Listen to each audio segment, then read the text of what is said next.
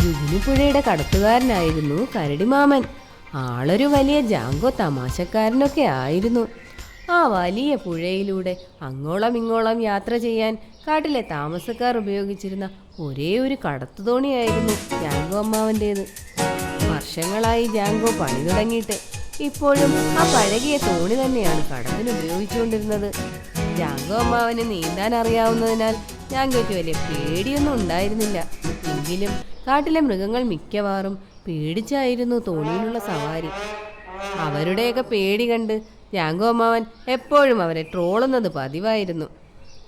അങ്ങനെയിരിക്കെ ഒരു വൈകുന്നേരം ഫ്രാങ്കോ മുയൽ അതുവഴി വന്നു.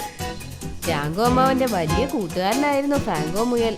പക്ഷേ തോണി കണ്ടപ്പോഴേക്കും പേടിത്തൊണ്ടനായ ഫ്രാങ്കോ ഒന്ന് പേടിച്ചാണ് അന്ന് ആ തോണിയിൽ കയറിയത്. പതിവ് പോലെ ജാങ്കോ അമ്മാവൻ ഫ്രാങ്കോയെയും കളിയാക്കി. പക്ഷേ തോണി തുഴഞ്ഞ് പകുതിയായപ്പോഴേക്കും മഴ തുടങ്ങി. നീന്താൻ അറിയാത്ത ഫ്രാങ്കോ മുയലിന് പേടിയായി. പക്ഷേ കരടി അമ്മാവൻ വളരെ കൂളായി തുഴഞ്ഞുകൊണ്ടേയിരുന്നു. അങ്ങനെ പോകുമ്പോൾ മഴ കുറച്ചുകൂടി ശക്തമായി. ഇടിയും കാറ്റും ഒക്കെ കൂടി. തോണി ആടാൻ തുടങ്ങി. തടിയിൽ നിർമ്മിച്ച കരടിയമ്മാവന്റെ തോണി പൊട്ടിപ്പൊളിഞ്ഞ് പാളീസായി വെള്ളത്തിൽ മുങ്ങിപ്പോയി. വെള്ളത്തിൽ മുങ്ങിയ ഫ്രാങ്കോ കരടിയമ്മാവന്റെ പുറത്ത് പറ്റിപ്പിടിച്ചിരുന്നു. കരടിയമ്മാവൻ നീന്തി നീന്തി ഫ്രാങ്കോയെ കരയിലെത്തിച്ചു. വെള്ളം കുറേ കുടിച്ച മുയൽ പറഞ്ഞു, എന്റെ കരടി മാമ, ഈ പാട്ടത്തോണിയൊന്ന് മാറ്റിക്കൂടെ? അപ്പോഴാണ് കരടിമാമന് മനസ്സിലായത് നല്ലൊരു തോണി വേണമെന്ന്.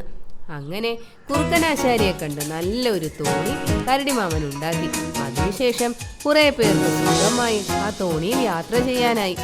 അങ്ങനെ വീണ്ടും കരടിമാമൻ പുതിയ തോണിയിൽ കടത്താരംഭിച്ചു. എല്ലാവരും പേടി കൂടാതെ ആ തോണിയിൽ കയറി തുടങ്ങി.